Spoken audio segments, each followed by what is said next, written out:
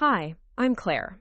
My sister spread lies that destroyed my marriage, turned my family against me, and made strangers whisper behind my back at the grocery store. She planted seeds of doubt so deep that even I started questioning myself.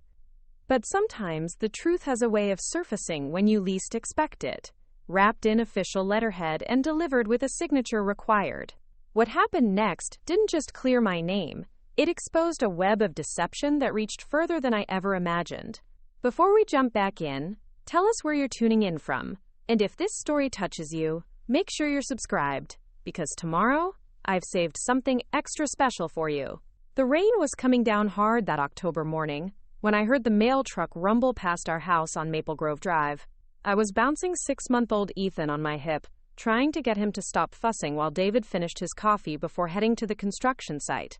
The certified mail notice had been sitting on our kitchen counter for 3 days, the yellow slip mocking me every time I walked past it. I kept telling myself I'd pick it up tomorrow, that whatever it was could wait. Now I wish I'd known that piece of paper would change everything. David kissed my forehead as he grabbed his hard hat from the hook by the door. "You sure you don't want me to swing by the post office on my lunch break?" he asked, nodding toward the notice. His brown eyes held that same patient concern they'd carried for months now. Ever since the whispers started, ever since my sister Morgan decided to poison our small town of Riverside with her version of the truth. I shook my head, adjusting Ethan against my shoulder as he finally settled into sleep. "I'll handle it. Probably just some insurance paperwork or something boring." But even as I said it, something cold twisted in my stomach. In a town where everyone knew everyone's business, certified mail didn't usually bring good news. After David left, I strapped Ethan into his car seat and drove the 10 minutes to downtown Riverside. The post office sat between Murphy's Hardware and Chen's Family Restaurant, its brick facade weathered by decades of Oregon rain. Mrs. Henderson from 2 doors down was just leaving as I walked in, and I caught the way her eyes flicked from me to Ethan before she offered a tight smile that didn't reach her eyes. 6 months ago, she would have stopped to coo over the baby and ask how I was adjusting to motherhood. Now she hurried past like I carried some contagious shame. The postal clerk, a woman named Janet, who'd worked there since before I was born, handed me the thick envelope with a professional smile. Pacific DNA Testing Center was printed in bold blue letters across the return address. My hands trembled as I signed for it, the pen nearly slipping from my fingers. Janet's expression remained neutral, but I caught the flicker of recognition in her eyes. In a town of 8,000 people, secrets traveled faster than wildfire. I made it to my car before the tears started. Not the angry, frustrated tears I'd cried so many times over the past few months, but something deeper. Relief mixed with terror, hope tangled with dread. I'd requested this test 6 weeks ago, driven to a lab 2 towns over where no one would recognize me. The technician had been kind but distant as she swabbed Ethan's cheek and collected David's sample. She'd explained the process in clinical terms while I held my sleeping baby and wondered how my life had unraveled so completely. The envelope sat unopened on my passenger seat during the drive home, its presence filling the car like a living thing. I kept glancing at it at red lights, my heart hammering against my ribs. Whatever was inside would either vindicate me or destroy what remained of my marriage. There was no middle ground anymore. Back home, I put Ethan down for his nap and sat at the kitchen table with the envelope in front of me. The house felt too quiet, filled only with the steady tick of the grandmother clock David had inherited from his family and the soft hum of the baby monitor. Through the window, I could see the oak tree where David had hung a tire swing last summer, back when we still believed our biggest worry would be child-proofing the house. My phone buzzed with a text from my best friend Natalie. "Coffee later? I have news about the Henderson situation." I set the phone aside without responding. The Henderson situation, the Morrison drama, the latest gossip about who was dating whom. None of it mattered anymore. Not when my entire world balanced on whatever was sealed inside this envelope. I thought about Morgan as I stared at the return address. My older sister by 3 years, golden-haired and sharp-tongued, who'd always had a talent for finding people's weak spots and pressing until they bled. Growing up, she'd been the one who told our parents when I snuck out to meet friends, who somehow always knew exactly what to say to make me feel small. But this was different. This wasn't sibling rivalry or petty jealousy. This was calculated destruction. It had started small, the way these things always do. A comment here, a meaningful look there. Morgan had moved back to Riverside 8 months ago after her divorce from Tyler Brooks, appearing at family dinners with stories about her fresh start and renewed focus on family. She'd seemed genuinely excited about becoming an aunt, showing up at the hospital the day Ethan was born with flowers and tears in her eyes. The first seed of doubt had been planted 3 weeks later at Sunday dinner at our parents' house on Oak Street. I was changing Ethan's diaper when I overheard Morgan talking to our mother in the kitchen. "I just think it's interesting how much he looks like Tyler," she'd said in that casual tone she used when she wanted something to sound offhand. "Same nose, same chin, even the way he wrinkles his forehead when he cries." Mom had laughed it off then. "All babies look like little old men when they're that young, sweetheart. He'll grow into his features." But I'd seen the way her eyes lingered on Ethan's face during dinner, studying him with new intensity. The second seed came a week later at Pine Valley Elementary's Fall Festival. I was pushing Ethan's stroller through the crowd when I bumped into Carol Martinez, who'd taught both Morgan and me in 3rd grade. "Oh my goodness, let me see this little angel," she'd cooed, leaning down to peek under the stroller's canopy. Her smile had faltered for just a moment, replaced by a puzzled frown. "You know, he reminds me of someone. Can't quite put my finger on it." Morgan had appeared beside us as if summoned. "Everyone says that," she'd said with a laugh. "Must be one of those universal baby faces." But her eyes had held a glitter of satisfaction that made my skin crawl. By Ethan's 4-month checkup, the whispers had grown louder. Dr. Peterson, who'd delivered half the babies in Riverside over the past 30 years, had made an offhand comment about genetics and dominant traits. "Funny how some features skip generations," he'd mused while examining Ethan's ears. "This little guy's got characteristics I don't see in either parent. Nature's full of surprises." It was around then that I noticed David growing quieter. He still helped with night feedings and diaper changes, still kissed Ethan goodnight and read him stories from the worn book of fairy tales his own father had read to him. But sometimes I'd catch him staring at our son with an expression I couldn't read, as if he were trying to solve a puzzle with missing pieces. The final blow had come 6 weeks ago at my cousin's wedding reception. Morgan had cornered me by the dessert table, her voice low and urgent. "Claire, I need to tell you something, and I need you to promise you won't hate me for it." She'd glanced around to make sure no one was listening, then placed her hand on my arm with practiced sincerity. "Tyler's been asking questions about Ethan. About the timing of when you got pregnant." My blood had run cold. Tyler Brooks, Morgan's ex-husband, with his sandy hair and green eyes that every woman in town seemed to notice. Tyler, who'd been David's drinking buddy before the divorce, made things awkward. Tyler, who'd helped us move furniture into the house last spring when I was 6 months pregnant and uncomfortable. What kind of questions? I'd managed to ask, though my mouth felt full of cotton. Morgan had bitten her lip, the picture of reluctant honesty. "He's been doing the math, Claire. Counting backwards from Ethan's birth. He thinks there might have been an overlap." An overlap. Such a clinical word for what she was suggesting. That I'd cheated on my husband with hers. That I'd been carrying another man's child while David painted the nursery and assembled the crib with such careful attention to detail. "That's ridiculous," I'd whispered, but even as I said it, doubt began its slow poison work. Tyler had been around a lot during those early months of my pregnancy. He'd fixed our leaky faucet when David was working overtime. He'd helped me carry groceries when my back was aching. Had there been moments when we'd stood too close? Conversations that had lingered too long? Morgan had squeezed my arm with what looked like genuine sympathy. "I know it sounds crazy." I told him he was being paranoid. "But Claire, you have to understand how this looks to people. The timing, the way Ethan looks so much like Tyler's baby pictures. Tyler's mom actually showed me some old photos last week, and the resemblance is..." She'd trailed off, letting me fill in the blanks, letting me imagine the worst. That night, I'd lain awake next to David, listening to his steady breathing and wondering if he was really asleep or just pretending.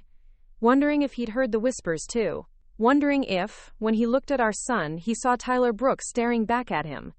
The doubt had eaten at me for weeks. Every glance from neighbors, every pause in conversation when I walked into a room, every well-meaning comment about Ethan's features felt like confirmation of something terrible. I'd started avoiding the grocery store during busy hours, taking the long way home to avoid walking past Tyler's apartment complex. I'd caught myself studying Ethan's face in the mirror, looking for traces of David's smile or my own stubborn chin, desperate for proof that Morgan was wrong. It was Natalie who'd finally convinced me to get the test.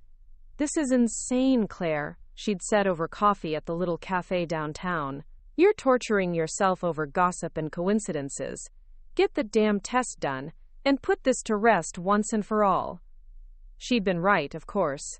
But as I sat at my kitchen table staring at the unopened envelope, I realized that part of me had been afraid to know the truth. Afraid that Morgan's poison seeds had taken root in something real. My hands shook as I finally tore open the envelope. Preparing and narrating this story took us a lot of time, so if you are enjoying it, subscribe to our channel. It means a lot to us. Now back to the story. The cover letter was brief and professional, full of technical language about allele markers and probability calculations. But the conclusion was clear, printed in bold text that seemed to jump off the page. The alleged father, David Thompson, cannot be excluded as the biological father of the tested child. The probability of paternity is 97%. I read it 3 times before the words truly sank in. David was Ethan's father. My husband was my son's biological parent. The whispers, the doubt, the months of quiet suspicion and careful distance. All of it had been built on lies. But as relief flooded through me, it was quickly followed by something else. Anger, hot and sharp, directed at the sister who'd orchestrated this nightmare. Morgan had known.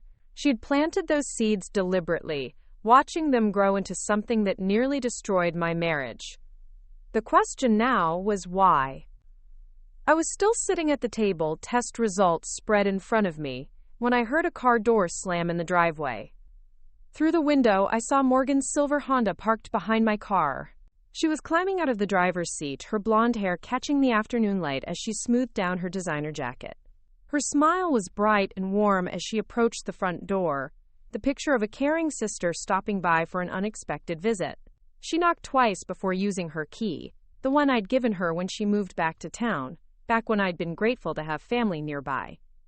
"Claire, are you home? I brought those baby clothes I promised." I gathered the DNA results and slipped them back into the envelope, my mind racing. Morgan couldn't know about the test yet. She thought she was still in control of the narrative she'd created. For the first time in months, I held all the cards. "Coming," I called, forcing my voice to sound normal.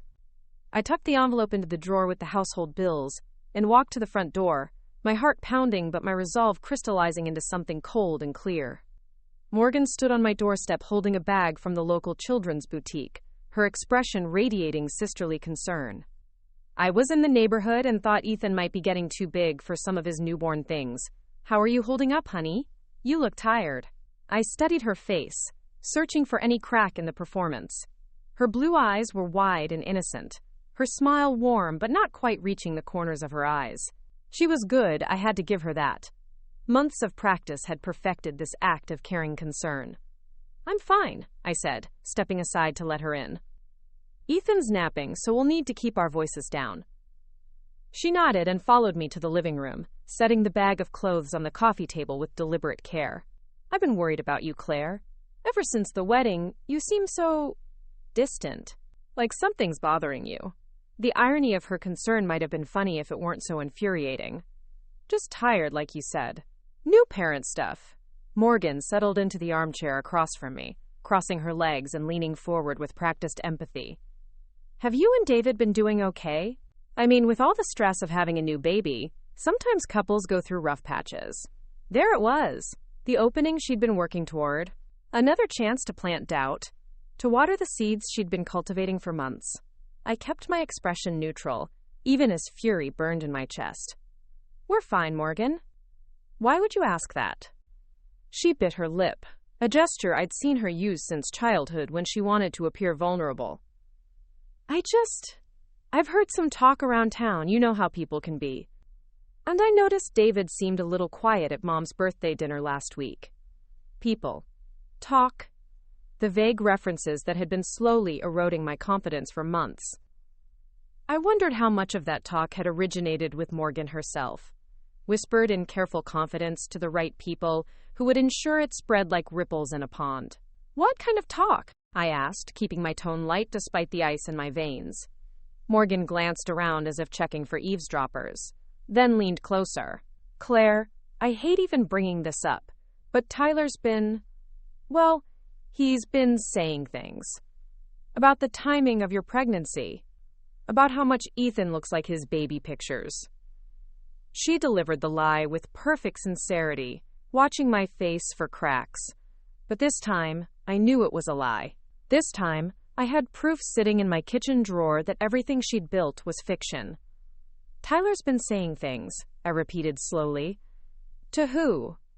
Well, to me, mostly. And I think he might have mentioned it to a few people at Murphy's Hardware. You know how men talk when they're uncomfortable? She reached across the space between us and touched my hand. I've been trying to shut it down, but you know how rumors spread in a small town. I stared at her manicured fingers resting on mine, remembering all the times those same hands had offered comfort during childhood scraped knees and teenage heartbreaks. When had she learned to weaponize kindness so effectively? What exactly is Tyler claiming? I asked. Morgan's face crumpled with what looked like genuine distress. He thinks... God, Claire, I hate even saying this. He thinks there might have been something between you two last spring. He's been counting backwards from Ethan's birth date, and he's convinced the timing works out. The lies flowed so smoothly, delivered with just the right amount of reluctance and sisterly concern. If I hadn't known the truth, I might have believed her myself. Might have started doubting my own memories, questioning moments and conversations that had been perfectly innocent. And what do you think? I asked quietly. Morgan's eyes filled with tears that looked almost real. I think Tyler's being ridiculous and cruel. I think he's looking for someone to blame for our marriage falling apart. And you're an easy target because you were kind to him when I was being difficult. She squeezed my hand. But Claire, the damage is already done. People are talking. And I'm worried about what this is doing to you and David. I nodded slowly, as if considering her words. You're right, people are talking. The question is, who started them talking in the first place? Something flickered across Morgan's face, too quick to catch, but I saw it. A flash of calculation before the mask of concern slipped back into place. I wish I knew, she said softly. I really do. But what matters now is figuring out how to stop it. From the baby monitor on the side table, I heard Ethan stirring from his nap, making the soft cooing sounds that meant he'd be hungry soon. Morgan glanced toward the monitor with an expression I couldn't quite read. I should go feed him, I said, standing up. Thanks for stopping by, Morgan. And for the clothes. She rose as well, smoothing down her jacket. Of course, that's what family is for. She paused at the door, turning back with one final performance of sisterly love. Claire, if you ever need to talk about any of this, really talk, I'm here. Whatever happened or didn't happen, I love you. And I love Ethan. Nothing will ever change that. I watched her walk to her car, noting the confidence in her stride, the satisfaction in the set of her shoulders. She thought she'd successfully reinforced her narrative, planted fresh seeds of doubt to replace any that might have withered. She had no idea that her carefully constructed lies were about to collapse. After she drove away, I went upstairs to get Ethan from his crib. He was awake and alert, his green eyes. David's eyes, I realized with a rush of clarity, tracking my movement as I approached. I lifted him into my arms, breathing in his sweet baby scent, and feeling the solid weight of him against my chest. Your Aunt Morgan thinks she's very clever, I whispered against his soft hair. But she made one big mistake. She forgot that the truth has a way of surfacing, even when people try to bury it deep. Ethan made a soft sound that might have been agreement, or maybe just hunger. I carried him downstairs to prepare his bottle, my mind already working through the implications of what I'd learned. The DNA test had given me more than proof of David's paternity. It had given me leverage. But leverage for what? What did Morgan hope to gain from destroying my marriage? What had driven her to orchestrate such an elaborate campaign of lies and manipulation? As I settled into the rocking chair with Ethan, watching him drink his bottle with the single-minded focus that only babies possessed, I thought about the woman who'd just left my house. My sister, who'd held me when I cried over childhood disappointments, who'd helped me pick out my wedding dress and thrown me a baby shower that had half the town in attendance, who'd somehow transformed into someone I barely recognized, someone capable of cruelty disguised as care. The house felt different now, charged with possibility and purpose. For months I'd been playing defense, trying to prove my innocence to people who'd already made up their minds. But the DNA results had shifted the balance of power. Now I had questions, and I intended to get answers. Starting with Tyler Brooks, and the lies Morgan claimed he'd been spreading about paternity and timing and resemblances that existed only in the imagination of people looking for scandal. It was time to stop defending myself and start seeking the truth about why my sister had been so determined to destroy my family. Because I was beginning to suspect that this wasn't about Tyler's paranoid accusations or small-town gossip. This was about something much deeper, and much more personal. And I was going to find out what. The next morning came with the kind of crisp October air that made everything seem sharper, more defined. I'd spent most of the night lying awake next to David, listening to his breathing and planning my next moves. The DNA results sat in the kitchen drawer like a loaded weapon, but I wasn't ready to fire it yet. First, I needed to understand exactly what I was fighting against. David left early for a job site across town, kissing my forehead in that gentle way he'd maintained even through months of unspoken tension. "I'll be back around 6, he said, adjusting his tool belt. "Maybe we could order pizza tonight. Take a break from cooking?" I nodded, bouncing Ethan against my shoulder as he fussed over his morning bottle. "Sounds perfect." The normalcy of the exchange felt both comforting and heartbreaking. How many conversations had we had like this, while doubt slowly poisoned the air between us? After David left, I strapped Ethan into his car seat and drove across town to the Riverside Community Center, where Tyler Brooks worked as a maintenance supervisor. I'd called ahead and confirmed he'd be there, using the excuse of needing information about facility rentals for a fictional baby shower. The lie came easier than I'd expected, which probably said something about how much I'd changed over the past few months. The community center sat on the edge of downtown, a sprawling brick building that hosted everything from senior citizen yoga classes to high school basketball games. I found Tyler in the main gymnasium, replacing burned-out bulbs in the overhead fixtures. He was tall and lean, with the kind of sandy hair that looked perpetually tousled and green eyes that had probably broken hearts all through high school. Looking at him now, I tried to imagine the resemblance Morgan claimed to see between him and Ethan. It simply wasn't there. "Claire!" Tyler's face lit up when he saw me, genuine warmth replacing the careful politeness I'd grown accustomed to from most people in town. "How are you doing? And look at this little guy." He climbed down from the ladder and approached us with easy confidence. He's gotten so big since I saw him last. I studied Tyler's expression as he looked at Ethan, searching for any sign of the paternal recognition Morgan had described. Instead, I saw the same fond distance that most adults showed toward babies who weren't their own. Pleasant interest, nothing more. "He has," I agreed, shifting Ethan to my other arm. "Tyler, can I ask you something? It might sound strange, but I need to know." His smile faltered slightly, replaced by concern. "Of course. What's going on?" I took a breath, choosing my words carefully. "Have you been talking to people around town about Ethan? About his parentage?" Tyler's face went blank with confusion. "His parentage? What do you mean?" "Morgan told me you've been questioning the timing of my pregnancy. That you think there might have been some kind of overlap between when I conceived and when you and she were still married." The silence that followed was so complete I could hear the ventilation system humming overhead. Tyler stared at me as if I'd spoken in a foreign language, his mouth slightly open. I'm sorry, he said slowly. I think there's been some kind of misunderstanding. I've never said anything like that to anyone. Why would I? Relief flooded through me so suddenly my knees felt weak. You haven't been counting backwards from Ethan's birth date? Haven't been telling people he looks like your baby pictures?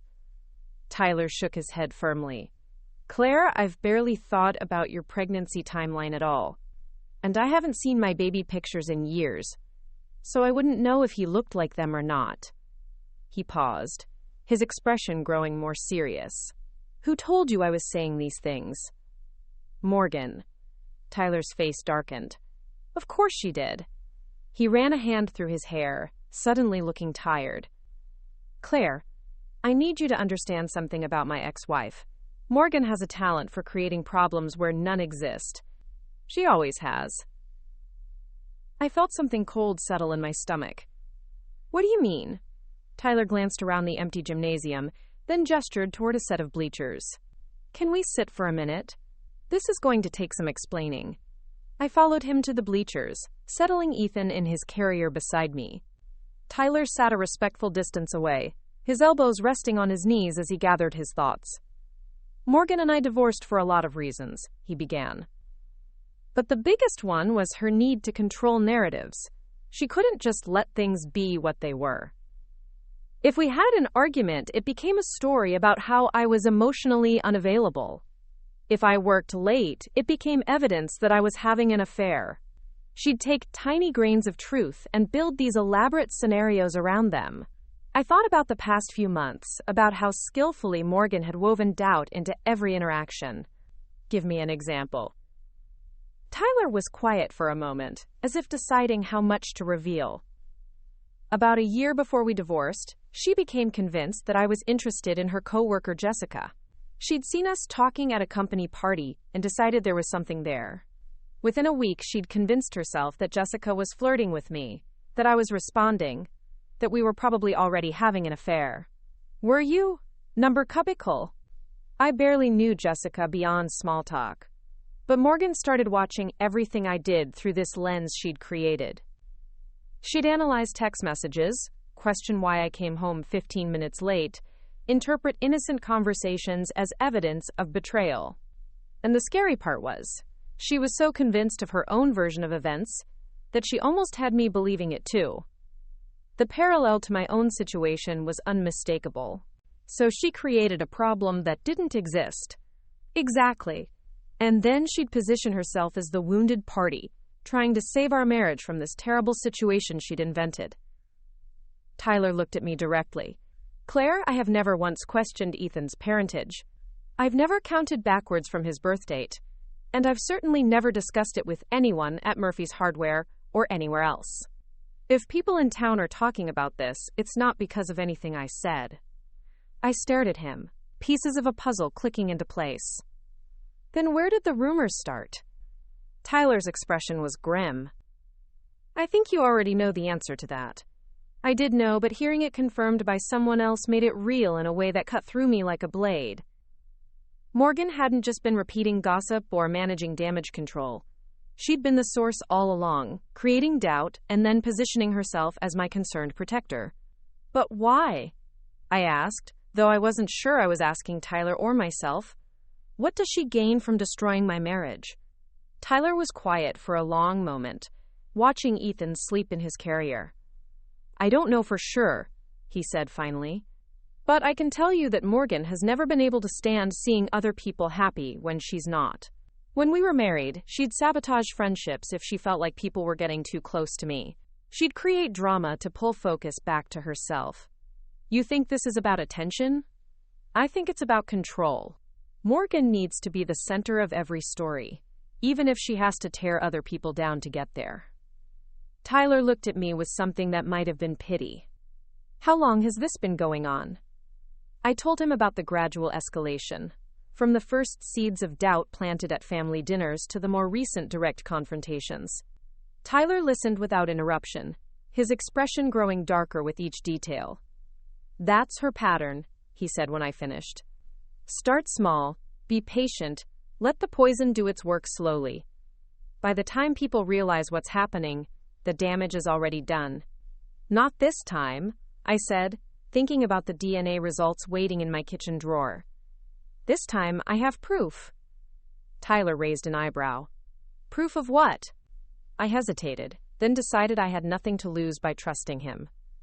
I had a paternity test done. David is Ethan's father, just like I always knew he was. The probability is 99. 97%. Relief washed over Tyler's face. Thank God. Not that I doubted you, but I can only imagine what this has been doing to your marriage. It's been hell, I admitted. David hasn't said anything directly, but I can see the doubt in his eyes sometimes. The way he looks at Ethan like he's trying to solve a puzzle. What are you going to do with the test results? That was the question I'd been wrestling with since yesterday. Part of me wanted to march straight to my parents' house and slam the evidence down on their dinner table, demanding apologies and explanations. But another part of me, the part that had been learning to think strategically, knew that would only give Morgan time to regroup and create new lies. I'm going to gather more evidence first, I said. I want to understand exactly how deep this goes before I make any moves. Tyler nodded approvingly. Smart. Morgan's good at improvising when she's cornered. The more ammunition you have, the better. Can I ask you something else? About your divorce.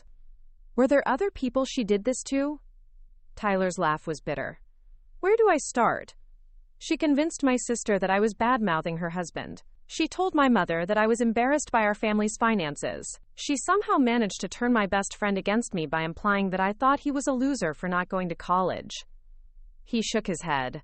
By the time I figured out what she was doing, I'd lost half my support system. I felt sick thinking about the methodical way Morgan had dismantled Tyler's relationships.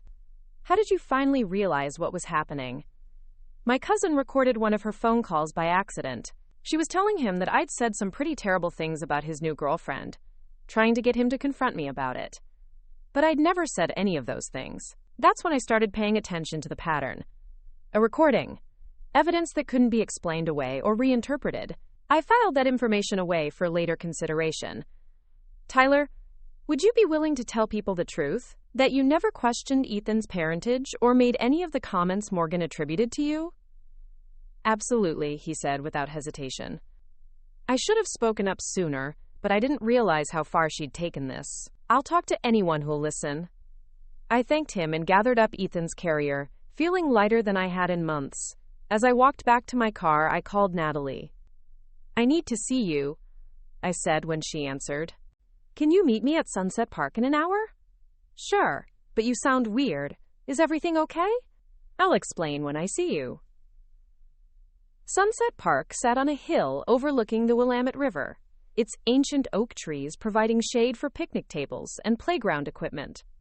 It was where David and I had had our first real conversation about having children, sitting on a bench and watching other families play while we talked about our dreams for the future.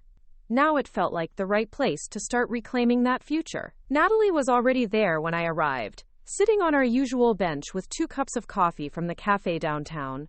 She was a small woman with dark hair and fierce eyes, the kind of friend who would help you bury a body without asking questions. I'd never needed that loyalty more than I did now.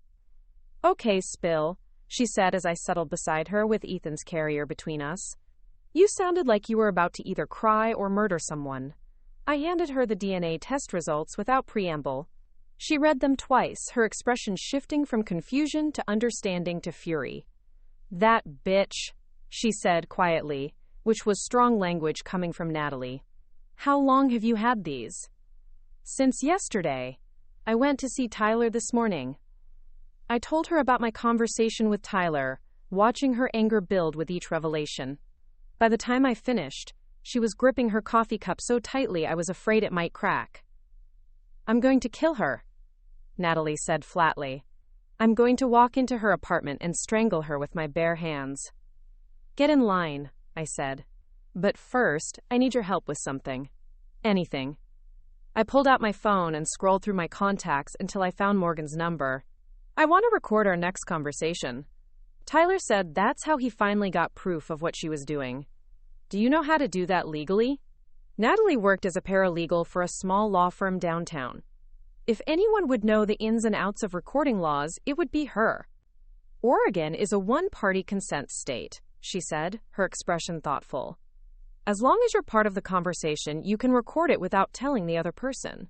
But Claire, you need to be careful about how you handle this. If you're planning to use recordings as evidence in any kind of legal proceeding, there are specific procedures you need to follow. Legal proceeding? Defamation, maybe? What she's been doing could definitely qualify as slander. She's been making false statements about you that have damaged your reputation and caused emotional distress. I hadn't thought about legal action, but the idea had merit. What would I need to prove that? Witnesses, documentation, evidence that her statements were false and that they caused you actual harm. Natalie gestured toward the DNA results. You've got the false part covered. For harm, we'd need to document the impact on your marriage, your mental health, your standing in the community. How do I get her to incriminate herself on tape? Natalie was quiet for a moment, thinking. You need to get her talking about her motivations. Maybe act like you're giving up, like you're ready to admit that Tyler might be right. See if she gets overconfident and reveals more than she means to. The idea of pretending to surrender made my skin crawl, but I could see the strategic value. Morgan's ego was her weakness. If she thought she'd won, she might let her guard down enough to reveal the truth. There's something else, I said. I think this goes deeper than just wanting to hurt me. Tyler said Morgan can't stand seeing other people happy when she's not. What if this isn't just about destroying my marriage? What if she wants David for herself? Natalie's eyes widened. You think she's trying to break you up so she can swoop in as the supportive sister-in-law who helps David through his difficult divorce? The more I thought about it, the more sense it made. Morgan had always been competitive with me, but she'd shown unusual interest in David lately. She'd been quick to offer comfort when tensions arose in our marriage, positioning herself as someone who understood him better than I did. She's been around a lot since Ethan was born, I said slowly. Always offering to help. Always ready with a shoulder to cry on. And she's been asking a lot of questions about our relationship. That manipulative witch, Natalie breathed. She's been playing a long game, which means I need to play a longer one. I looked down at Ethan, sleeping peacefully in his carrier despite the storm brewing around him. I'm not just fighting for my reputation anymore, I'm fighting for my family. Natalie reached over and squeezed my hand. So what's the plan? First, I want to talk to a few more people. See how widespread Morgan's lies have become and who's been spreading them. Then I'm going to have a very interesting conversation with my dear sister, one that she'll never see coming. What about David? Are you going to tell him about the test results? I'd been wrestling with that question since yesterday. Part of me wanted to show him the proof immediately, to clear the air and start rebuilding the trust that had been eroded by months of doubt. But another part of me recognized that David's reaction to the truth would be crucial evidence of just how much damage Morgan had done. Not yet, I said finally. I want to see how this plays out first. If I show him the results now, it might tip Morgan off that I'm onto her game. That's risky, Claire. What if he decides he can't handle the uncertainty anymore? Then I'll deal with that when it happens. But I think David loves me enough to give me a little more time to sort this out. At least, I hoped he did. Natalie and I spent another hour planning my approach, discussing who I should talk to and what questions I should ask. By the time I got home, I had a clear strategy and a timeline for implementing it. The DNA results had given me proof of Morgan's lies, but I needed more than that. I needed to understand her endgame and gather enough evidence to ensure she could never manipulate my family again. That evening, David came home with pizza and flowers, a peace offering for tensions he couldn't name, but could certainly feel. We ate dinner while Ethan played in his bouncy seat, making conversation about work and weather and anything except the elephant in the room. But I caught David watching our son with that same puzzled expression I'd noticed before, and I had to bite my tongue to keep from blurting out the truth. Soon, I promised silently. Soon, I'd be able to give him the peace of mind he deserved. But first, I had a war to win. After David went to bed, I sat in the living room with my laptop, researching Oregon's recording laws and making a list of everyone I needed to talk to. The house was quiet, except for the soft sounds of Ethan sleeping upstairs and David's occasional snores. It felt like the calm before a storm, And I suppose it was. Morgan had spent months carefully constructing a web of lies designed to destroy my marriage and isolate me from my support system. She'd been patient and methodical, letting doubt do most of the work while positioning herself as my loving, concerned sister. But she'd made one crucial mistake. She'd underestimated me. I pulled up the voice recorder app on my phone and tested it, making sure I understood how it worked. Tomorrow, I would start gathering the evidence I needed to expose Morgan's campaign of lies. I would talk to neighbors, family friends, anyone who might have been exposed to her poison. And then, when I had enough ammunition to ensure she couldn't wiggle out of it, I would have one final conversation with my sister, one that would reveal exactly who she really was and what she'd been willing to do to get what she wanted. The truth was going to set me free, but first, it was going to destroy her. The morning fog hung low over Riverside as I pulled into the parking lot of Chen's family restaurant, the familiar red neon sign flickering in the dim light. Mrs. Chen had called at 7:30, her voice tight with an emotion I couldn't identify, asking if I could stop by before the lunch rush. She'd been cryptic on the phone, saying only that she had something important to discuss about family matters. I'd left Ethan with David, who'd offered to work from home for the morning after seeing the strain in my face. He didn't ask questions, just kissed my forehead and promised to handle the baby's feeding schedule. The trust in that simple gesture made my chest ache with guilt for the secrets I was keeping, but I reminded myself that everything I was doing was to protect our family. Mrs. Chen met me at the restaurant's entrance, her silver hair pulled back in its usual neat bun, her expression more serious than I'd ever seen it. She'd known my family for 15 years, ever since her family had moved to Riverside and opened the restaurant. She'd catered my high school graduation party and my wedding reception, always treating my parents like extended family. "Claire, dear, come sit," she said, leading me to a corner booth away from the kitchen staff preparing for the day. "I have coffee brewing. You look like you need it." I slid into the red vinyl booth, accepting the steaming mug she placed in front of me. The restaurant smelled like ginger and soy sauce, comforting scents that usually made me feel welcome. Today, they couldn't dispel the anxiety gnawing in my stomach. "Mrs. Chen, what's this about?" I asked, gently. She sat across from me, her weathered hands folded on the table. "Your sister came to see me 3 days ago. She said she was worried about you, about your marriage. She asked me to keep an eye on you when you came in, to let her know if you seemed upset or if David wasn't with you." My blood chilled.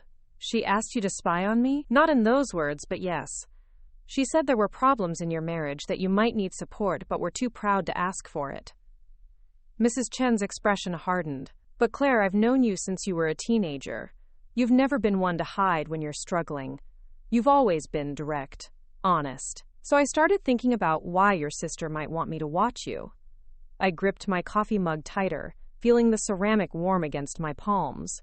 "What did you tell her?" "I told her I would keep an eye out for you, but not in the way she wanted. I told her I would watch for signs that someone was trying to hurt you." Mrs. Chen leaned forward, her voice dropping to just above a whisper. "Claire, your sister has been coming here regularly for the past 2 months, always asking about you and David. She asks the staff questions about when you eat here, who you're with, whether you and David seem happy together." The systematic nature of Morgan's surveillance made my skin crawl. "What kind of questions?" "She wanted to know if David ever came in without you, if he seemed stressed or angry. She asked Jenny, our evening waitress, whether you two looked like you were arguing when you had dinner here last month." Mrs. Chen's voice carried a note of disgust. She was fishing for problems that weren't there. "I thought about that dinner at Chen's, a quiet celebration of David's promotion at work. We'd shared spring rolls and laughed about Ethan's attempts to grab everything within reach. It had been a good night, one of the peaceful moments that had become rare as Morgan's poison spread through our lives." "Did she say why she was so interested?" Mrs. Chen was quiet for a moment, choosing her words carefully.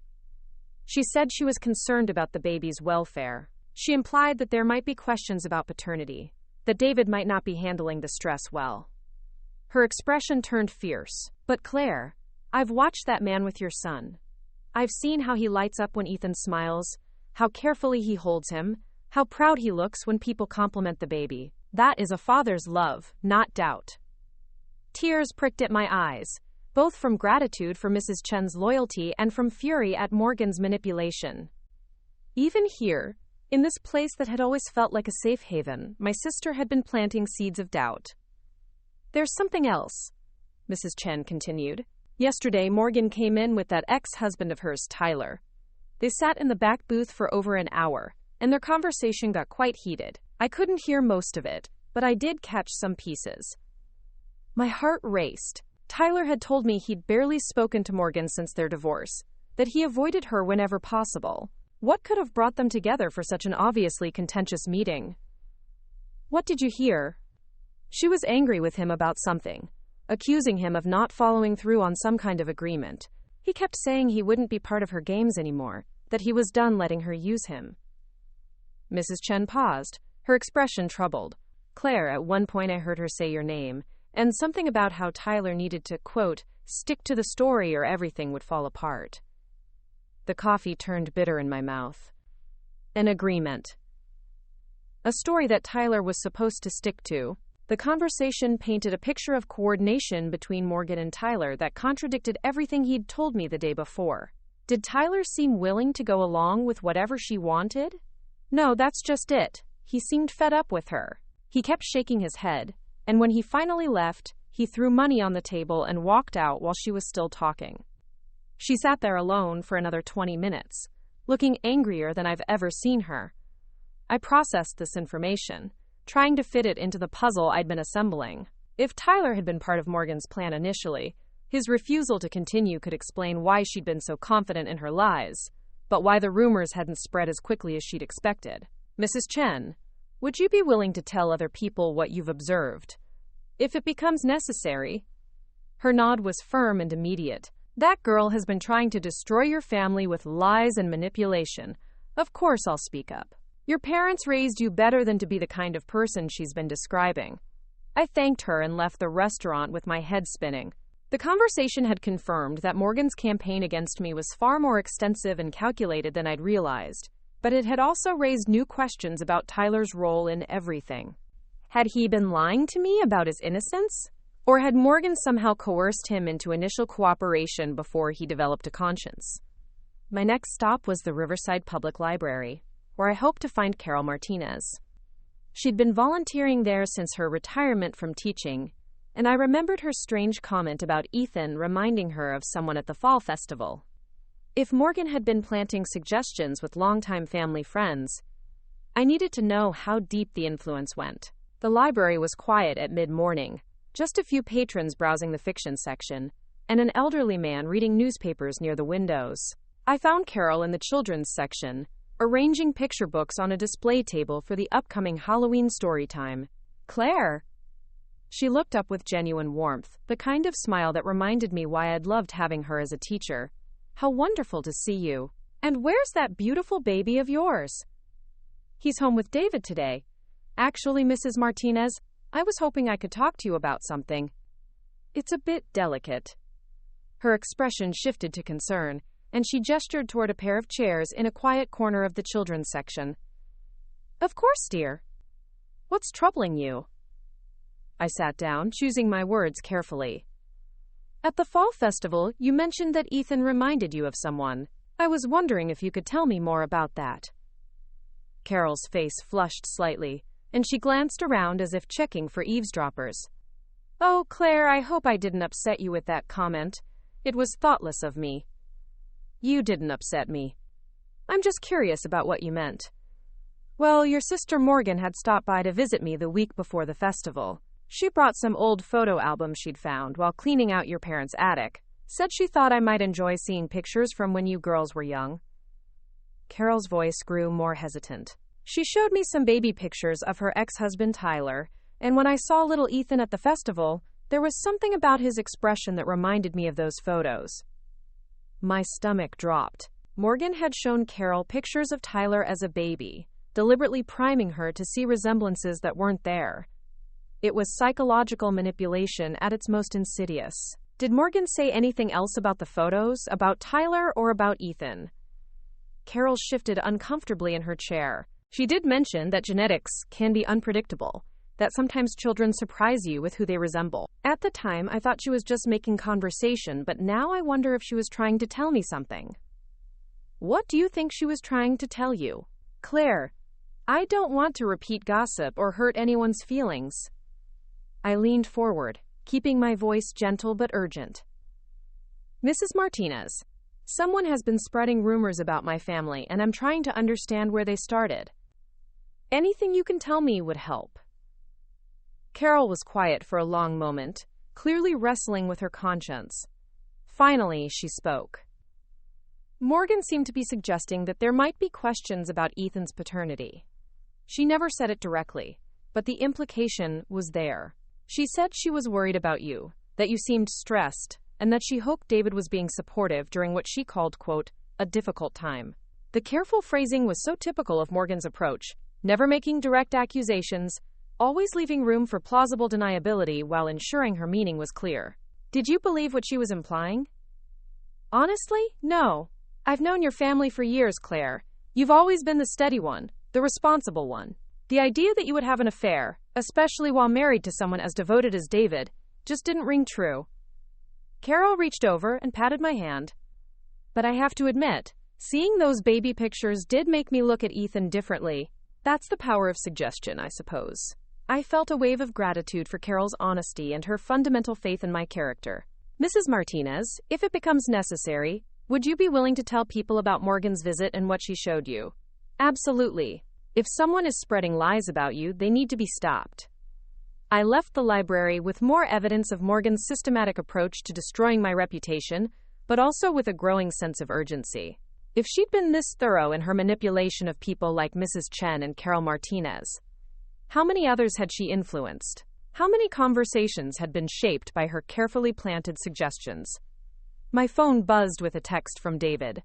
Ethan's down for his nap. How are things going? The simple message, full of love and concern, made me more determined than ever to end this nightmare. I drove to Murphy's Hardware next, where Tyler had supposedly been spreading his doubts about Ethan's paternity. The store sat on Main Street, between the post office and a small pharmacy, its weathered wooden sign advertising everything from paint to plumbing supplies.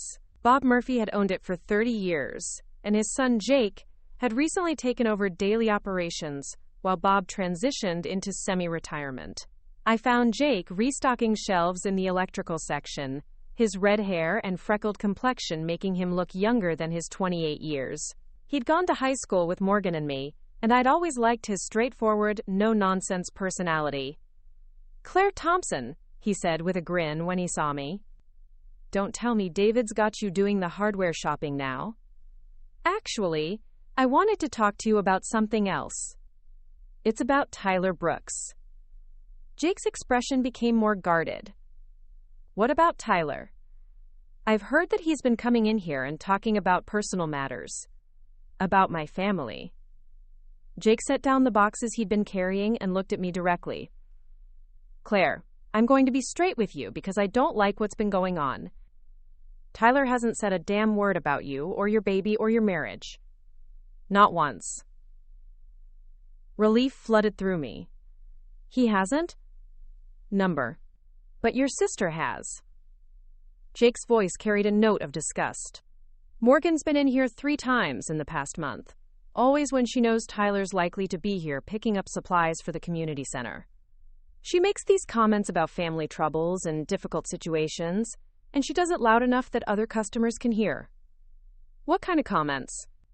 Things like how hard it must be for a man to raise another man's child, or how she admires David for standing by you during such a challenging time. She never says anything directly, but the implications are pretty clear. Jake shook his head. The first time it happened, Tyler looked so uncomfortable I thought he might crawl under a rock. He told her to stop talking about your personal business, but she just smiled and changed the subject. The picture of Morgan's manipulation was becoming clearer with each conversation. She'd been creating the illusion that Tyler was spreading rumors while actually doing the spreading herself, using his presence in public spaces to lend credibility to her implications. Did Tyler ever respond to her comments? Only to shut them down. The last time she tried it, he told her flat out that if she had problems with her family, she should deal with them privately instead of airing them in public. Then he left without buying anything. Jake's expression was sympathetic. Look, Claire, I don't know what's going on with you and your sister, but whatever she's been trying to accomplish here, Tyler's not part of it. At least not willingly. I thanked Jake and left the hardware store with my understanding of the situation fundamentally changed. Tyler hadn't been lying to me about his innocence. He'd been as much a victim of Morgan's manipulation as I had been. She'd been using his presence and his connection to her to create the appearance of rumors, while ensuring that anyone who wanted to could connect the dots she was laying out. It was diabolical in its cleverness, and utterly ruthless in its execution. My phone rang as I sat in my car outside Murphy's. Morgan's name appeared on the screen, and for a moment I considered letting it go to voicemail. Then I remembered Natalie's advice about recording conversations and the voice recorder app I downloaded. I started the recording and answered on the fourth ring. Hi, Morgan. Claire, honey. I was just thinking about you. How are you holding up? Her voice carried that familiar note of manufactured concern that I now recognized as completely artificial. I'm fine. Just running some errands. I hope you don't mind me saying this, but you seemed a little tense when I stopped by yesterday. Is everything okay between you and David? I forced my voice to remain neutral, even as fury burned in my chest. Why would you ask that? I just worry about you, that's all. I know how hard it can be when there are questions about a marriage, about trust. I went through it myself with Tyler, and I wouldn't wish that kind of uncertainty on anyone. The comparison between her marriage to Tyler and mine to David was deliberate, designed to plant the seed that both relationships were troubled by similar issues. I bit back the angry response that wanted to pour out and instead played the role she expected. It has been difficult, I said quietly. Sometimes I wonder if people are right about what they're saying. There was a pause on the other end of the line, and when Morgan spoke again, I could hear the satisfaction in her voice. What are people saying, honey? You know what they're saying. About Ethan. About whether David is really his father. Oh, Claire. Morgan's voice dripped with sympathy. I was hoping those rumors would die down on their own, but I guess people just can't help talking. Have you and David discussed getting a paternity test? It might be the only way to put everyone's minds at ease. The suggestion was delivered with perfect innocence, as if it had just occurred to her rather than being the outcome she'd been orchestrating for months. I've thought about it, I said. But what if the results aren't what David hopes for? Then you'll deal with whatever comes, together. That's what families do. Morgan paused, and I could almost hear her calculating her next move. Claire, I want you to know that no matter what happens, I'm here for you. And I'm here for David too. He's going to need support if this situation gets more complicated. There it was. The offer of support for David that revealed her true intentions. She wasn't just trying to destroy my marriage for the sake of chaos. She was positioning herself to comfort my husband when the marriage inevitably collapsed under the weight of her lies. That means a lot, I said, hating every word. I don't know what I'd do without you. You'll never have to find out, Morgan said warmly. We're sisters. We stick together no matter what.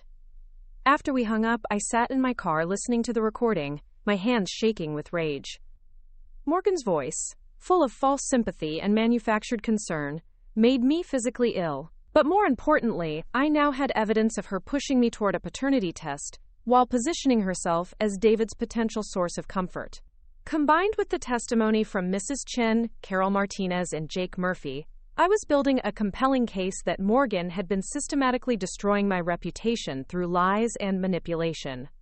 But I still needed more. I needed to understand her endgame completely before I made my move. My final stop of the day was my parents' house on Oak Street. I needed to know how deep Morgan's influence ran with them, and whether they'd been willing participants in her campaign, or simply more victims of her manipulation. I found Mom in her garden, deadheading the last of the season's roses while Dad watched a football game on the television in the den. The scene was so normal, so familiar, that for a moment I could almost pretend the last few months had been a nightmare I was finally waking up from. Claire, What a nice surprise, Mom said, pulling off her gardening gloves and giving me a hug that felt slightly stiff. Where's little Ethan? With David. Mom, I need to talk to you and Dad about something important. Her expression immediately became wary. Is everything all right? That's what I'm trying to figure out. I called Dad in from the den, and we sat around the kitchen table where I'd eaten countless family dinners growing up. The familiar surroundings made what I was about to do feel like a betrayal, but I reminded myself that Morgan had betrayed all of us with her lies.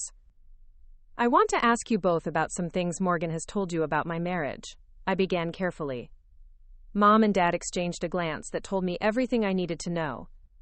They'd been having conversations about me, conversations that Morgan had influenced. Sweetheart, Dad said gently, we know you've been going through a difficult time. Morgan has been keeping us informed about how you're handling the stress. What kind of stress? Another glance between my parents. Mom cleared her throat. The questions about Ethan's parentage. The rumors that have been going around town. Morgan said you've been struggling with doubt about your marriage. I stared at them, these people who'd raised me and supposedly knew me better than anyone. And you believed her? We didn't want to, Mom said quickly. But Claire, you have to understand how this looks from the outside. The timing of your pregnancy. The way Ethan resembles Tyler's baby pictures. The fact that you and David seem so tense lately. Tyler's baby pictures? I interrupted. Where did you see Tyler's baby pictures? Morgan brought them over a few weeks ago, Dad said. She found them when she was helping Tyler pack up the last of his things from their old apartment. She thought we might find the resemblance interesting. Morgan had shown Tyler's baby pictures to my parents, just as she'd done with Carol Martinez. She'd been systematically presenting evidence that supported her narrative, while making it seem like she was just sharing innocent family photographs. Did Morgan suggest that there might be a connection between those pictures and Ethan? Mom looked uncomfortable. She said she was worried about you, that you seemed to be carrying a lot of guilt about something. She wondered if there might be things about your marriage that you hadn't told us. The betrayal cut deep, not just from Morgan, but from my parents' willingness to believe her implications over their knowledge of my character. I thought about the DNA results sitting in my kitchen drawer, proof that would vindicate me completely, and had to resist the urge to call David and ask him to bring them over immediately. Instead, I asked one more question. Have you discussed any of this with David? The guilty looks that passed between my parents answered before they spoke. Morgan thought it might be helpful if we talked to him, Dad said reluctantly. She was concerned that you weren't communicating with him about your feelings, that he might not understand what you were going through. My heart sank. What did you say to him? We just let him know that we were aware of the rumors going around town and that we wanted him to know he could talk to us if he needed support, Mom said. We told him that no matter what, we consider him family. The words were meant to be comforting, but I could imagine how they'd sounded to David, like confirmation that even my own parents had doubts about my fidelity, couched in language designed to let him know they'd stand by him even if his wife had betrayed him. When did you have this conversation with David? Last week, when he came to fix the back porch step, Dad said. Morgan suggested it might be a good opportunity to clear the air. Of course she had. Morgan had orchestrated that conversation, just as she'd orchestrated everything else, ensuring that my husband heard doubts about me from the people who should have been my strongest defenders. I left my parents' house feeling hollowed out, but also strangely relieved. The scope of Morgan's manipulation was now clear to me. She'd spent months systematically poisoning every important relationship in my life, creating a web of doubt and suspicion that had isolated me from my support system, while positioning herself as everyone's confidant and source of comfort. But she'd made one crucial mistake. She'd been so focused on destroying my reputation that she'd left a trail of evidence pointing directly back to her own involvement. Mrs. Chen's observations, Carol Martinez's testimony about the photo albums, Jake Murphy's account of her behavior at the hardware store, even my parents' admission that she'd guided their conversation with David. It all painted a picture of deliberate manipulation rather than organic gossip. And now I had a recording of her pushing me toward a paternity test while offering to comfort David through our marital difficulties. It was time for the final phase of my plan. Time to gather the last piece of evidence I needed and then reveal the truth in a way that would leave no doubt about who the real villain in this story was. But first, I needed to go home and hold my husband and son, to remind myself what I was fighting for, and find the strength to see this through to the end. The evening air carried the scent of dying leaves and wood smoke as I pulled into our driveway, my mind still reeling from everything I'd learned. David's truck sat in its usual spot, and I could see warm light spilling from the kitchen windows. The sight of home should have been comforting, but knowing what I now knew about the conversations that had taken place here, about the doubts that had been planted in my husband's mind by people he trusted, made my chest tight with a mixture of grief and determination. I found David in the living room, Ethan asleep against his chest while he watched the evening news with the volume turned low. The scene was so achingly normal that I had to pause in the doorway to compose myself. This was what Morgan had been trying to destroy. These quiet moments of contentment, the easy rhythm of our family life. "How did it go?" David asked softly, not moving to avoid waking the baby. I settled onto the couch beside him, close enough to feel his warmth but careful not to disturb Ethan's sleep. "Enlightening," I said, which was perhaps the understatement of the century.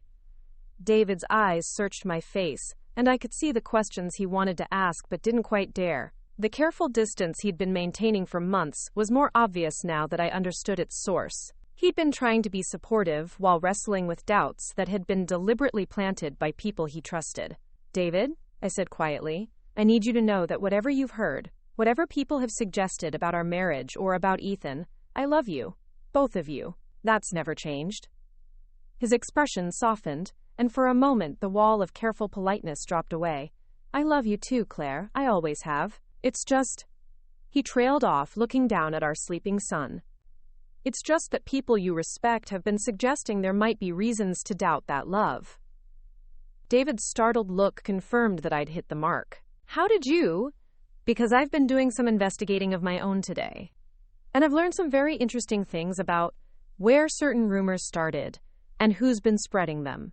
Before David could respond, Ethan stirred against his chest, making the soft, mewling sounds that meant he'd be awake and hungry soon. David shifted carefully, preparing to hand him to me, but I shook my head. "Keep holding him," I said. "I like watching you two together."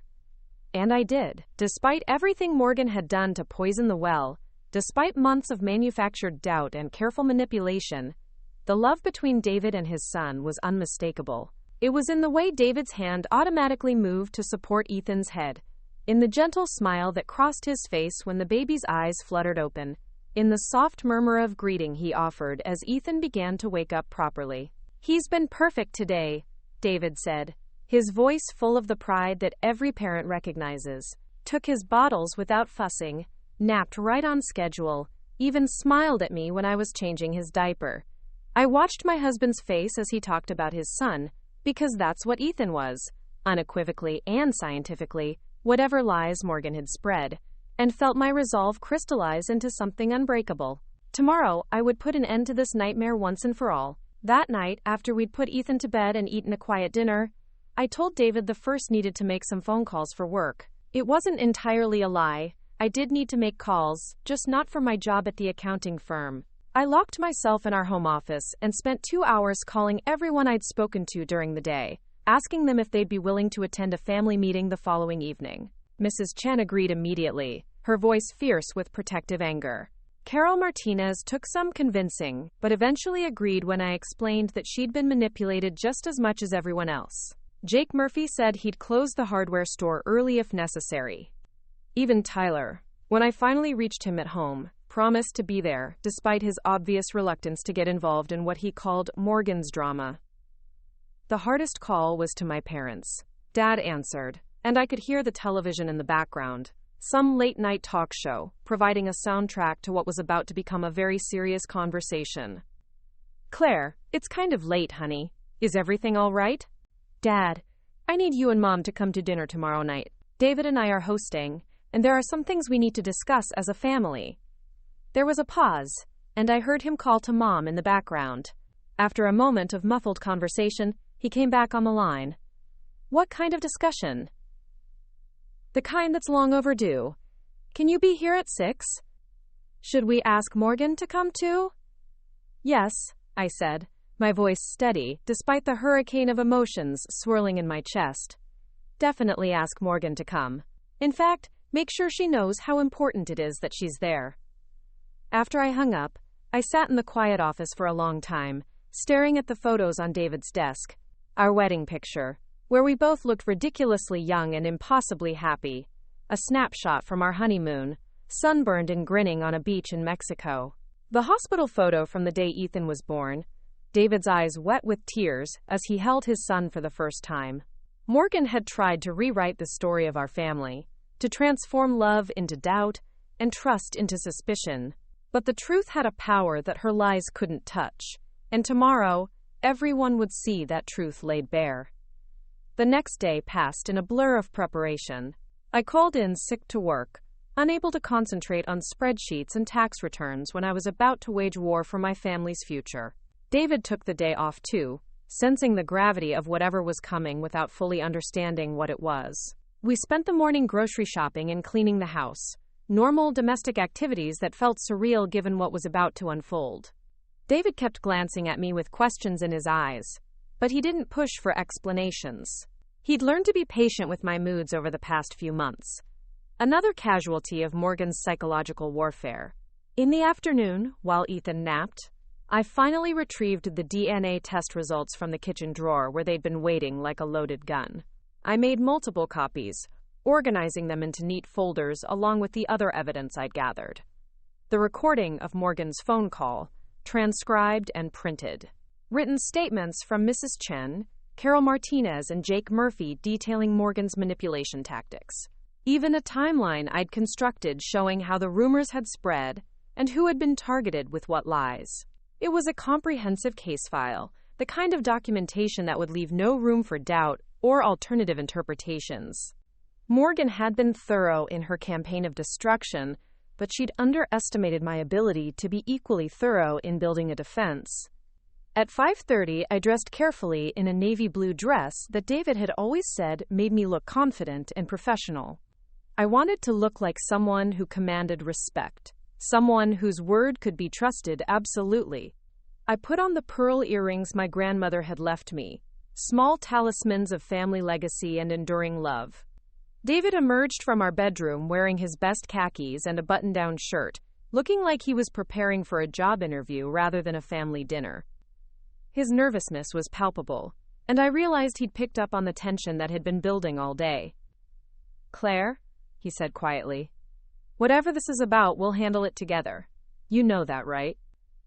I turned to face him, this man who'd stood by me through months of manufactured crisis, who'd wrestled with doubts he'd never wanted to have while still showing up every day as a husband and father.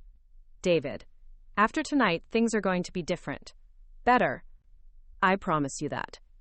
The first to arrive were my parents, punctual as always, carrying a bottle of wine and wearing the slightly formal expressions they reserved for occasions they couldn't quite categorize. Mom had brought flowers from her garden, a gesture that would have been touching if I hadn't spent the previous day learning how easily she'd been turned against me.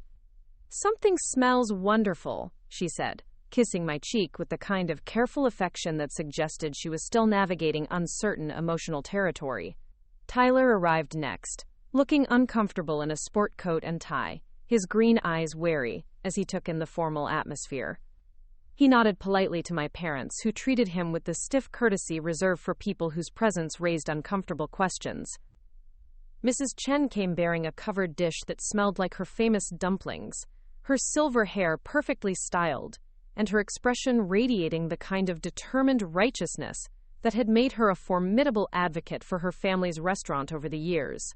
Carol Martinez followed closely behind, clutching a small purse and looking like she'd rather be anywhere else. Jake Murphy was the last to arrive before Morgan, still wearing his work clothes but with his hair neatly combed and his usual easy smile replaced by serious concern. He greeted everyone politely but positioned himself near the door as if planning a quick escape if necessary. We were all gathered in the living room, making stilted conversation and pretending this was a normal social gathering, when Morgan's silver Honda pulled into the driveway. Through the window, I watched her sit in her car for a moment, checking her makeup in the rearview mirror and composing her expression into the mask of warm sisterly concern that had become her signature look. When she finally walked through our front door, She was the picture of casual elegance in a cream-colored sweater and dark jeans, her blonde hair catching the light as she surveyed the assembled group with barely concealed surprise. "My goodness," she said with a laugh that sounded only slightly forced. "This is quite the gathering. Are we celebrating something?" "In a way," I said, taking her coat and hanging it in the closet with deliberate care. "We're celebrating the truth." Something flickered in Morgan's eyes, too quick to be caught by anyone who wasn't looking for it. But her smile never wavered. How mysterious. Should I be worried? "That depends," I said evenly, "on how comfortable you are with honesty." David moved to stand beside me, and I felt his hand brush against mine in a gesture of support that gave me strength.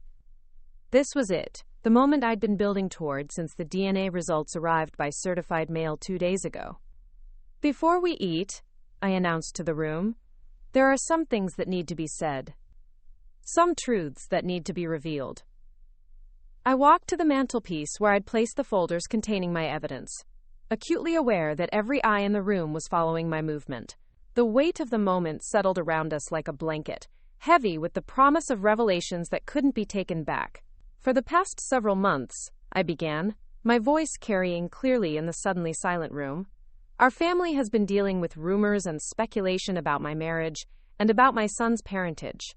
These rumors have caused pain and doubt and have driven wedges between people who should be supporting each other."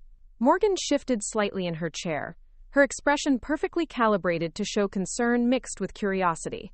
"Claire, honey, if this is about the gossip that's been going around town—" "It is about the gossip," I interrupted, "but not in the way you think."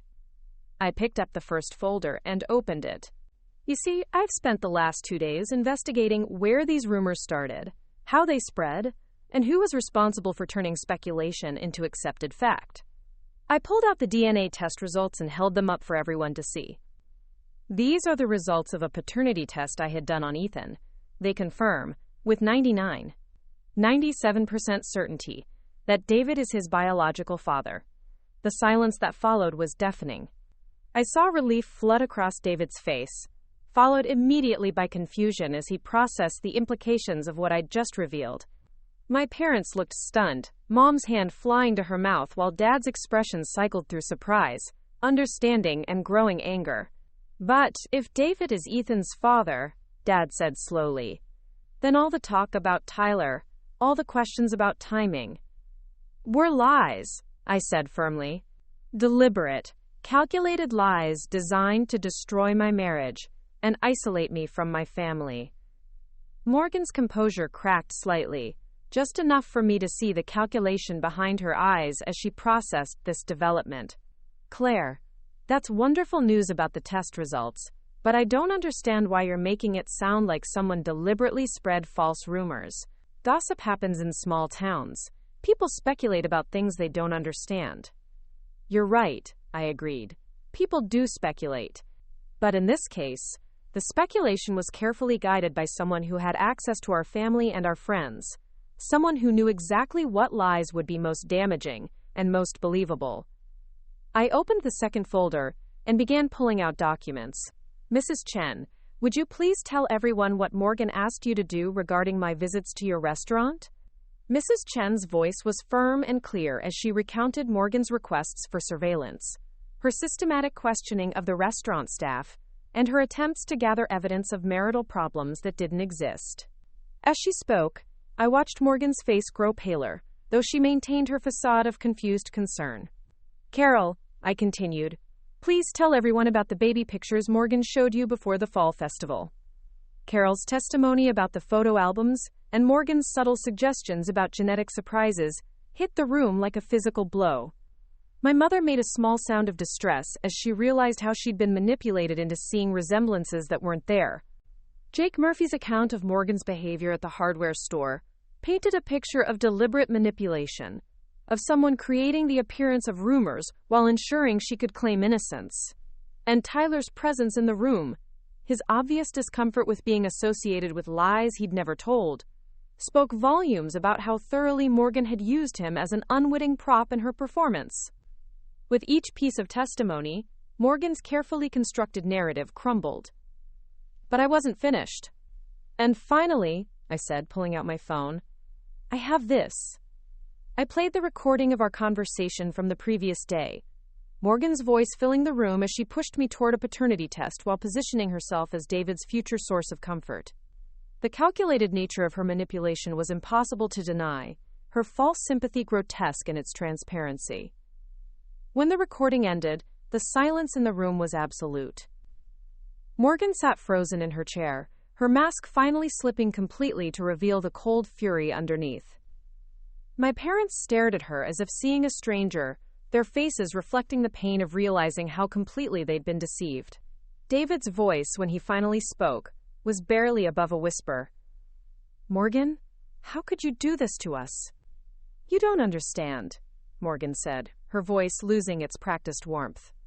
Claire has always been the golden child, the perfect daughter who could do no wrong. Everyone always chose her over me, always believed her version of events. I was just trying to level the playing field. By destroying my marriage? I asked, my voice steady despite the fury burning in my chest. By turning my parents against me? By making my husband doubt whether his son was really his? You have everything, Morgan exploded, her composure finally shattering completely. The perfect husband, the beautiful baby, the respect of everyone in this town. What was I supposed to have? Tyler left me.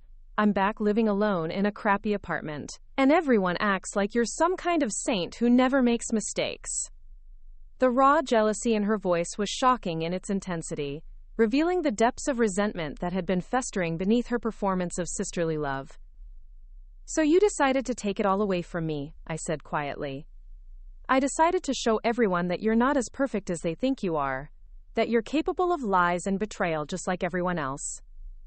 But I wasn't lying, I said. I wasn't betraying anyone. You created a fiction and then spent months convincing people it was true. Tyler spoke for the first time since the revelations began, his voice heavy with disgust. Morgan, this is why I divorced you. This need to tear other people down to make yourself feel better. It's sick. Don't you dare judge me, Morgan snapped, turning on him with venom. You were happy enough to go along with it when I suggested there might be questions about paternity. You could have shut it down, but you didn't. I never went along with anything, Tyler shot back. I told you repeatedly to leave Claire and David alone, to stop stirring up trouble where none existed. The only reason I didn't speak up sooner was because I hoped you'd come to your senses. My father's voice cut through the argument like a blade. Morgan, you manipulated your mother and me into doubting our own daughter. You made us question Claire's character and integrity. How do you justify that? For a moment, I thought Morgan might actually show remorse, might acknowledge the pain she'd caused and ask for forgiveness. Instead, she stood up abruptly, her face hard with defiance. I don't have to justify anything, she said coldly.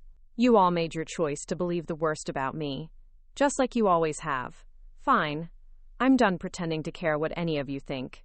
She grabbed her purse and headed for the door, but I wasn't finished with her yet. Morgan, I called after her. The recording I played tonight? It's been backed up to multiple cloud storage accounts. Copies of all the evidence I've gathered have been sent to my attorney. If you ever try to spread lies about my family again, if you ever attempt to manipulate people I care about, I will pursue legal action for defamation and harassment. She paused in the doorway, her back rigid with fury. You wouldn't dare. Try me, I said quietly. I've spent months being the victim of your lies. I'm done being afraid of what you might do next. Morgan left without another word, the door closing behind her with a finality that seemed to echo through the house. The silence that followed was heavy with shock, and the painful process of people reassessing everything they thought they knew. David was the first to move, crossing the room to pull me into his arms. I felt him trembling slightly as he held me, months of manufactured tension finally releasing. I'm so sorry, he whispered against my hair. I should have trusted you. I should have known better. You did trust me, I said, pulling back to look at him. You stayed. You kept being a husband and father, even when people you respected were planting doubts in your mind. That's love, David. That's faith. My mother approached us tentatively, tears streaming down her face. Claire, I don't know how to apologize for this. For believing her, for doubting you, for talking to David about things we had no business discussing. I saw the genuine anguish in her expression, the pain of realizing how thoroughly she'd been manipulated. Mom, Morgan is very good at what she does. She studied all of us, learned exactly what buttons to push and what fears to exploit. We were all victims of her manipulation. The rest of the evening passed in a blur of conversations and revelations as everyone processed what they'd learned. Mrs. Chen spoke about the tactics Morgan had used to pump her for information. Carol talked about how skillfully the photo albums had been deployed to plant suggestions. Jake described the careful way Morgan had created the appearance of gossip while maintaining plausible deniability. Through it all, Tyler sat quietly, his expression reflecting the complicated mix of emotions that came with seeing his ex-wife's true nature fully exposed. When people began to leave, he lingered, clearly wanting to say something but struggling to find the words. "Claire," he said finally, "I want you to know that I never suspected anything about you and David. Never questioned Ethan's parentage, never spread any rumors. I should have spoken up sooner when Morgan started her campaign, but I was trying to stay out of it." "You did speak up," I reminded him. "Mrs. Chen and Jake both told me how you tried to shut down her comments. And eventually, you refused to go along with whatever she was asking you to do." Tyler nodded, but I could see the guilt still weighing on him. "I knew how destructive she could be. I should have warned you." "Maybe," I said gently, "but I probably wouldn't have believed you then. I had to see it for myself." After everyone left, David and I sat in our living room, Ethan sleeping peacefully in his carrier between us. The house felt different somehow, lighter, as if a weight I hadn't fully realized we were carrying had finally been lifted. "What happens now?" David asked.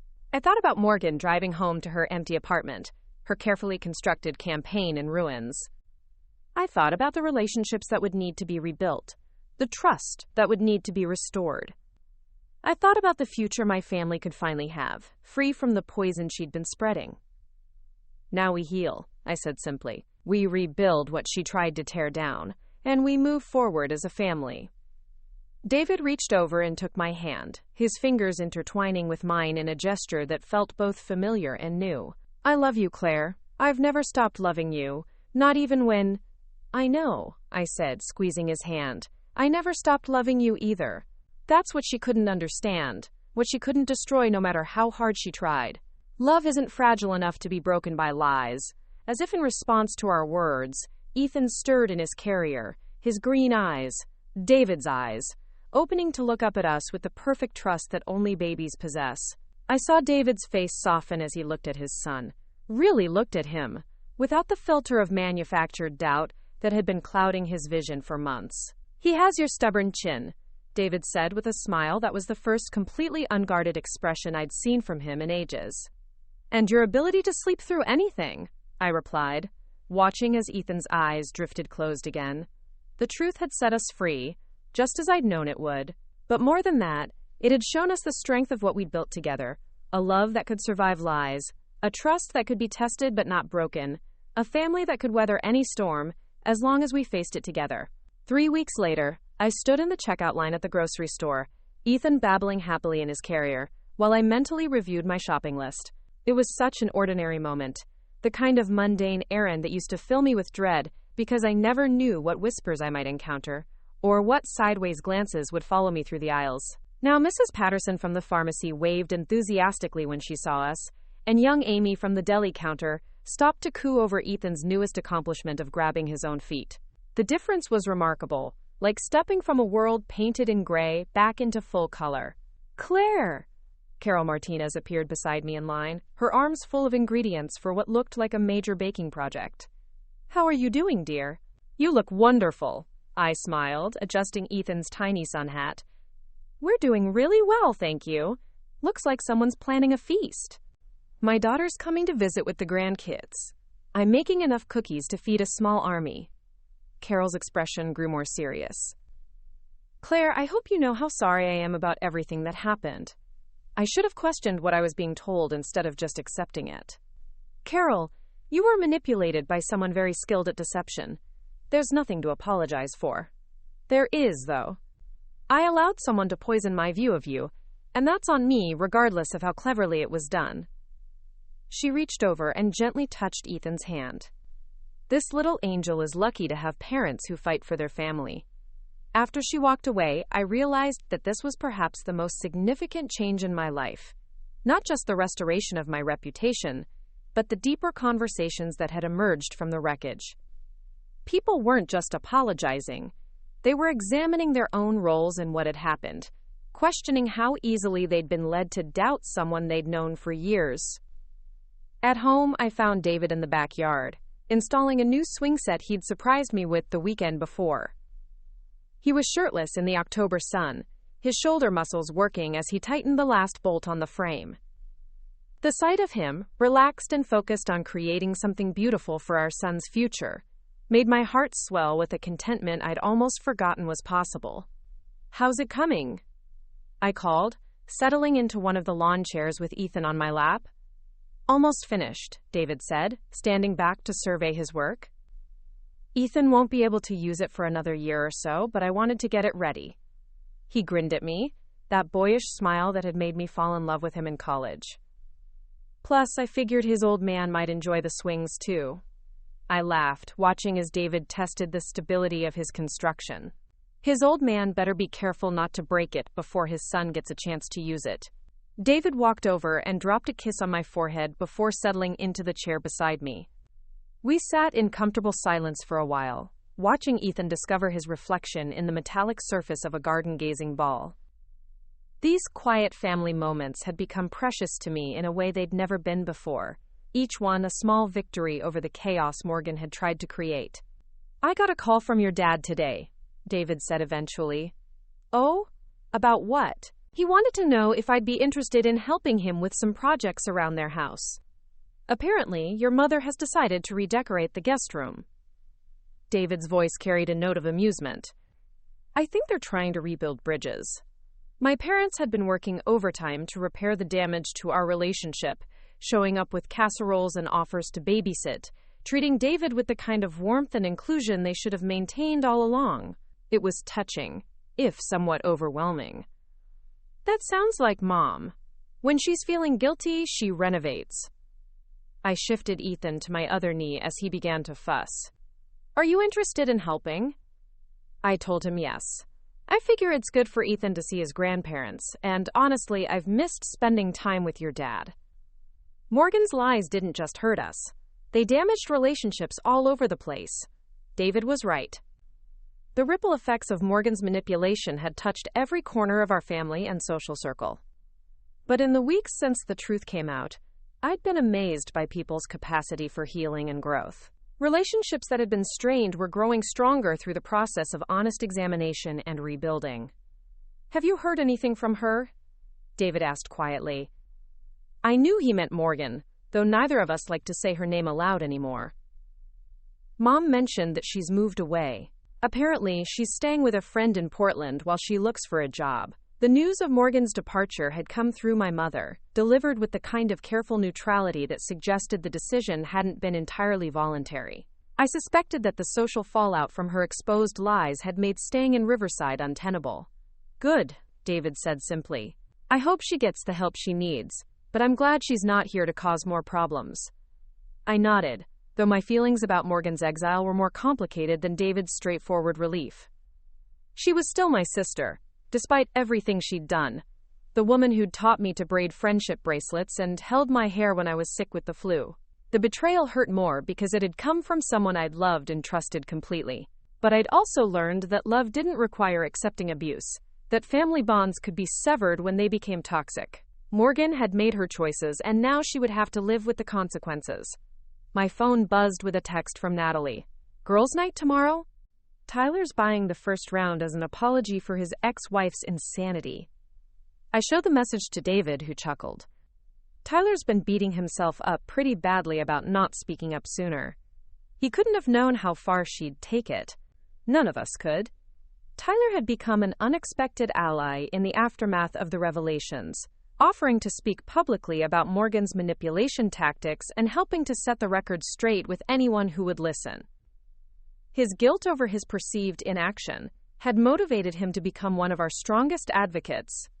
"You should go," David said, reading my hesitation. You deserve a night out with friends. Besides, Ethan and I have some serious bonding to catch up on. The idea of leaving Ethan for an evening still made me slightly anxious, a protective instinct that had been heightened by months of feeling under attack. But David was right. I needed to reclaim the social connections that Morgan's lies had damaged. Okay, I said, typing a response to Natalie, but only if you promise to call if anything goes wrong. Deal. Though I think the biggest challenge we'll face is deciding whether to watch the game or cartoons.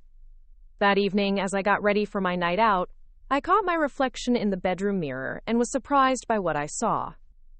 The drawn, anxious expression that had become my default over the past few months was gone, replaced by something that looked like peace. I looked like myself again, the confident, happy woman I'd been before Morgan's campaign of destruction began. The restaurant where we met was buzzing with Friday night energy, couples and groups of friends celebrating the end of the work week. Natalie was already there when I arrived, holding down a table near the bar with Tyler and his girlfriend Amanda, a veterinary technician he'd started dating a few weeks earlier. There she is, Natalie announced as I approached. The woman who solved the mystery and saved her marriage. I felt my cheeks warm at the attention. I just figured out what was really going on. Anyone could have done the same thing. No, Tyler said seriously. Not anyone could have handled it the way you did. Most people would have exploded, made accusations without proof, created more drama. You gathered evidence, built a case, and presented the truth in a way that no one could deny. Amanda nodded enthusiastically. Tyler told me the whole story. What your sister did was psychological warfare. The fact that you kept your composure and fought back strategically is incredible. As the evening progressed and the conversation flowed, I found myself thinking about how much had changed in such a short time. These people, Natalie, Tyler, even Amanda, whom I'd just met, represented the community I'd nearly lost to Morgan's lies. But more than that, they represented the power of truth to restore what seemed irreparably broken. Can I ask you something? Amanda said, during a lull in the conversation. What made you finally decide to fight back instead of just defending yourself? I considered the question while sipping my wine. I think it was the DNA test results. When I held that paper in my hands, I realized I had concrete proof that everything Morgan had been saying was false. But more than that, I realized she wasn't going to stop unless I made her stop. She was escalating, Tyler added grimly. I saw the pattern when we were married.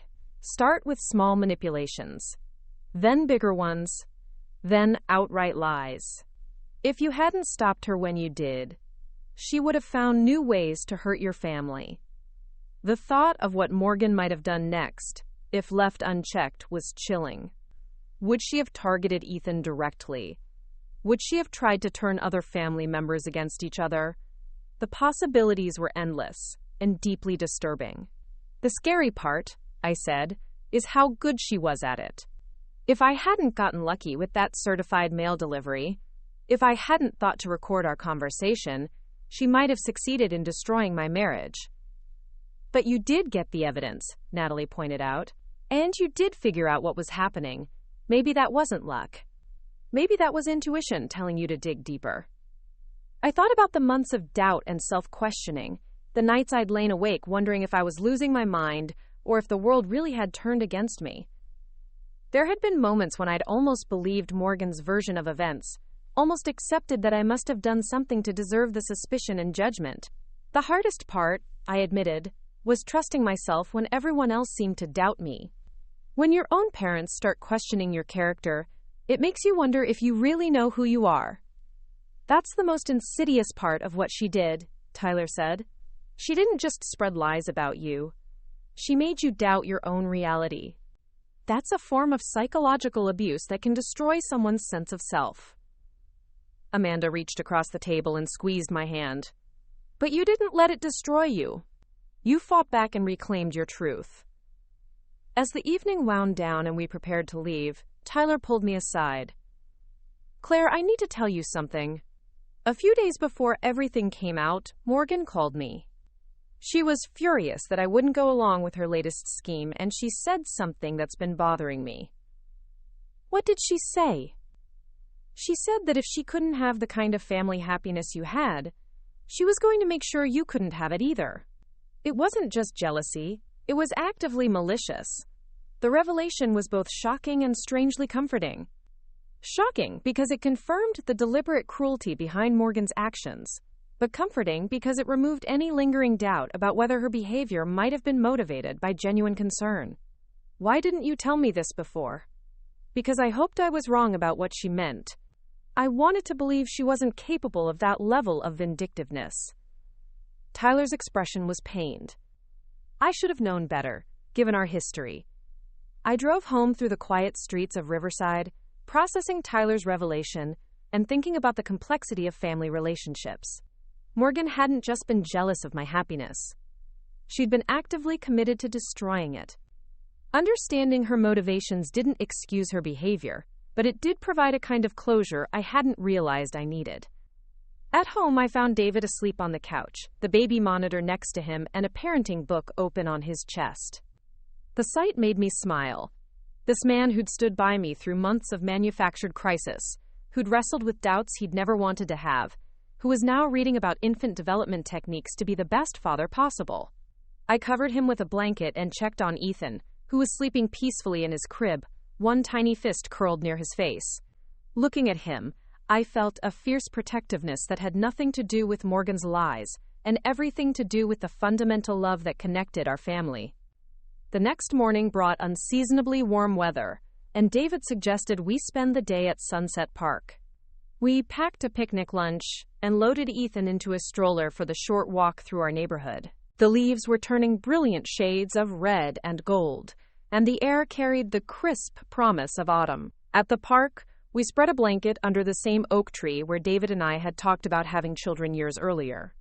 Ethan lay on his back, fascinated by the play of light and shadow through the branches above, while David and I shared sandwiches and watched other families enjoy the beautiful day. "You know what I keep thinking about?" David said, lying back on the blanket with his hands behind his head. "What?" "How strong our marriage turned out to be. Morgan threw everything she had at us. Lies, manipulation, psychological warfare, and we survived it. We're actually stronger now than we were before." He was right. The process of fighting for our family had clarified what really mattered, and stripped away the small irritations and misunderstandings that could accumulate in any relationship. We'd been tested in the most fundamental way possible, and had emerged with deeper trust and appreciation for what we'd built together. "I love you, David Thompson," I said, leaning over to kiss him softly. "I love you too, Claire Thompson. Always have, always will." As if summoned by our words, Ethan began to fuss, and David scooped him up with the easy confidence that had replaced months of careful uncertainty. Watching father and son together, I felt the last pieces of the puzzle click into place. This was what Morgan had tried to destroy. Not just my marriage or my reputation, but the fundamental bonds that held our family together. She'd failed completely. Later that afternoon, as we walked home through the golden light of early evening, my phone rang. It was my mother, calling with an invitation to Sunday dinner, and the news that she'd finally packed away all the photo albums Morgan had left behind. "I should have thrown them out weeks ago," she said. "I don't know why I kept them." "Maybe you needed time to process everything that happened," I suggested. "Maybe. But I'm done processing now. I'm ready to focus on the family I have, not the damage someone tried to cause." After we hung up, David took my hand as we continued our walk home. "Everything okay?" "Everything's perfect," I said, and meant it completely. That night, as I put Ethan to bed, I found myself thinking about the future in a way I hadn't been able to for months. I thought about teaching him to ride a bike on these same sidewalks, about school plays and soccer games and all the ordinary moments that make up a childhood. I thought about growing old with David, about the adventures we'd have and the challenges we'd face together.